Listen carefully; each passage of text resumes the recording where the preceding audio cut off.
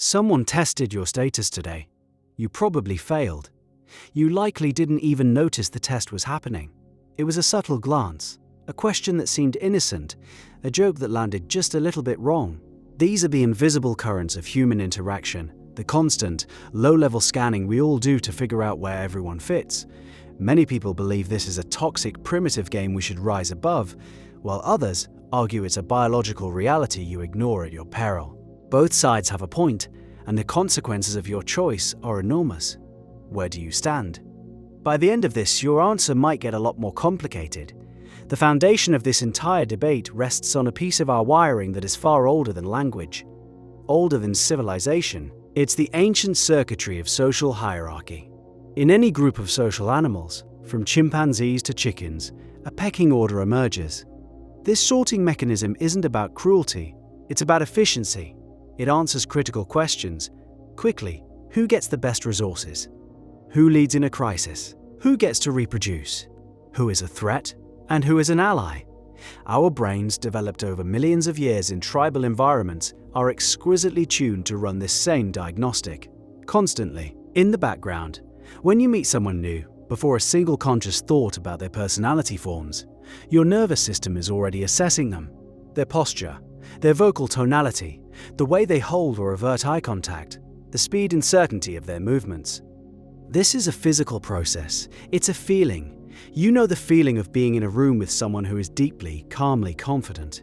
Their presence has a kind of gravity. It settles the room. You also know the feeling of being around someone who is anxious and uncertain. Their energy is chaotic. It makes you feel slightly on edge. This is your nervous system reading their nervous system. This ancient part of your brain is asking, are they solid? Can they handle pressure? Are they a resource or a burden? People are gauging your competence and your conviction long before they listen to your resume. This constant, mutual scanning is the basis for status. It is the raw data our social instincts use to build a map of the world and our place within it. That sounds like a bleak, cynical view of humanity, a return to jungle law, where might makes right and we're all just primates in suits vying for dominance. Surely, we've evolved past that. And a powerful argument exists that the only moral and effective way forward is to consciously reject this game entirely. This perspective argues that the pursuit of status is a trap. It's the root of immense anxiety, a zero-sum competition that guarantees most people feel like they're losing. True human connection, this side claims, happens when we drop the masks. When we meet each other with authenticity, vulnerability, and a presumption of equality. The moment you start trying to manage your status, you stop being a person and start being a performance. Think of the person at a networking event desperately trying to signal their importance. They name-drop executives, they steer every conversation back to their own achievements. They wear their success like a heavy costume. And how does it feel to be around them? It feels needy, it's repellent. Their frantic attempts to signal high status actually broadcast its opposite, deep insecurity. The idealist's path is to do the reverse. Be genuine. Be curious about others. Be collaborative. Offer help without expecting anything in return. The belief is that this creates a positive feedback loop. Your authentic kindness attracts other authentic people. You build a circle of trust and mutual respect, a community where status games are irrelevant because everyone is valued for who they are, not for the rank they project. It's a strategy of radical decency in a world that often seems to reward the opposite. That sounds beautiful. It feels right. But there is a massive blind spot in this worldview. What happens when your refusal to play the game is interpreted not as enlightened authenticity, but as weakness? The world is full of people who are running on that ancient hardware. They may not be malicious. They are often just anxious. They test the world to see if it's safe. They poke things to see if they'll fall over. They are unconsciously trying to figure out who is in charge, who can be trusted, and who can be pushed around. When they encounter someone operating on a principle of pure, unconditional accommodation, their ancient wiring doesn't register enlightened peer, it registers submissive. These tests are everywhere, and they come in many forms. There are compliance tests, small, often casual requests to see if you'll obey. A colleague asking you to handle their part of a project, a date asking you to change your plans to fit their schedule. Agreeing without thought signals that your time and energy are less valuable than theirs. Then there are congruence tests, which probe for consistency. A potential client says, "You claim your company is the best, but your competitor is cheaper. Why should I believe you?" They are testing if your belief in your own value is solid or if it will crumble under the slightest pressure. The most common are frame control tests. These are attempts to pull you into their version of reality, where they hold the higher ground. This can be a subtle joke at your expense in a group setting. It can be a condescending tone. It can be someone checking their phone while you're talking to them. Each is a micro-challenge. It's a bid for dominance. Do you get flustered? Do you become defensive and angry? Do you get apologetic and try to win back their approval? Any of these reactions is a failed test. By reacting, you have conceded that they have the power to affect your emotional state. You validated their frame. Once you fail enough of these tests, a pattern is set. You are categorized. People stop bringing you into important decisions. Your ideas get spoken over in meetings. You are seen as nice, but not as a leader. The idealist who refuses to acknowledge the game doesn't stop it from being played. They just become a pawn in it, moved around the board by other people's intentions. So you're trapped. Playing the game feels performative and inauthentic, but refusing to play the game means getting relegated to the bottom of the social hierarchy, with all the real-world costs that entails. It seems you must choose between being a fake winner or an authentic loser. And yet, the people who navigate this social world most effectively do neither. They pass the test by transcending the test itself. Their secret is not a set of clever tactics or power poses. It is an internal state, a state of unshakable, centered self-possession. The fundamental question behind every status test is always the same. Can I move you? Can I make you angry or insecure or needy? Can I knock you off your center? The winning answer is a calm, grounded, and often silent no. This is not aggression. Aggression is a high-cost, brittle defense. The person who shouts, "How dare you disrespect me," is broadcasting that they are so insecure, a minor slight can shatter their composure. They are easily moved. They have failed the test. The true pass is something closer to amused indifference. It's the quiet confidence that comes from knowing your own value, independent of anyone else's approval or disapproval.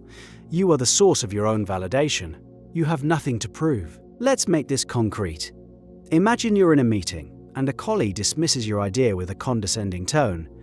Well, that's one way to look at it, I suppose. A deferential failure would be to backpedal. "Oh, you're right, it's just an idea, probably has flaws."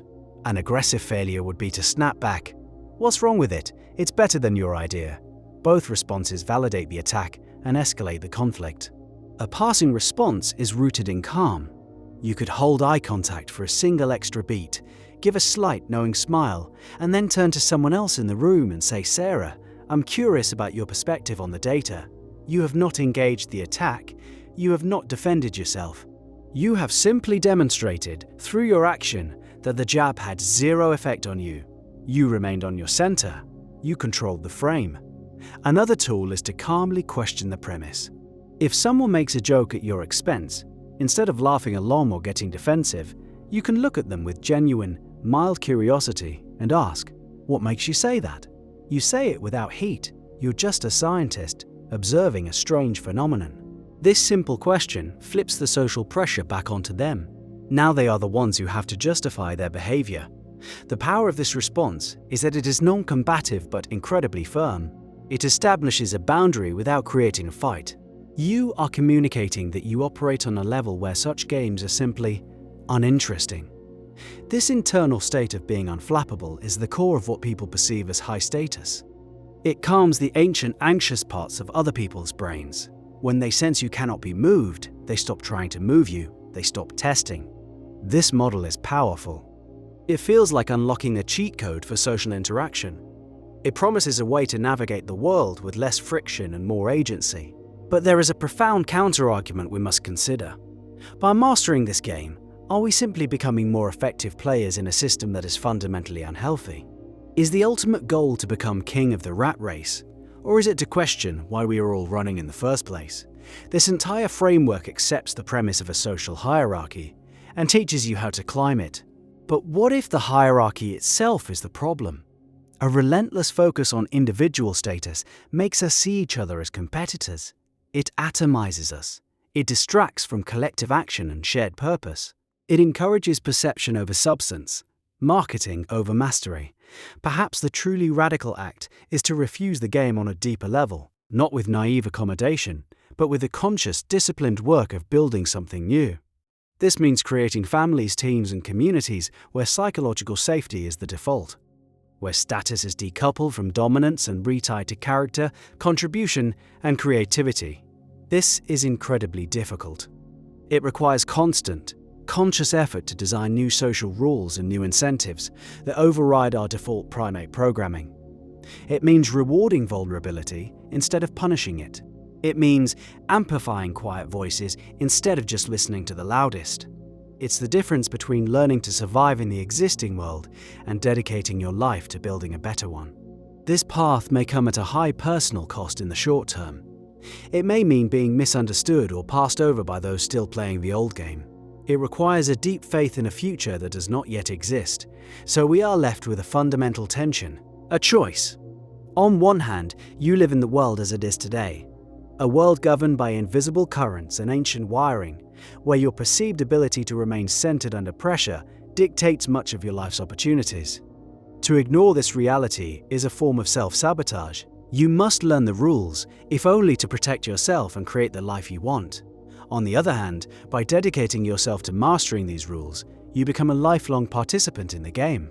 You reinforce its logic with every successful move you make.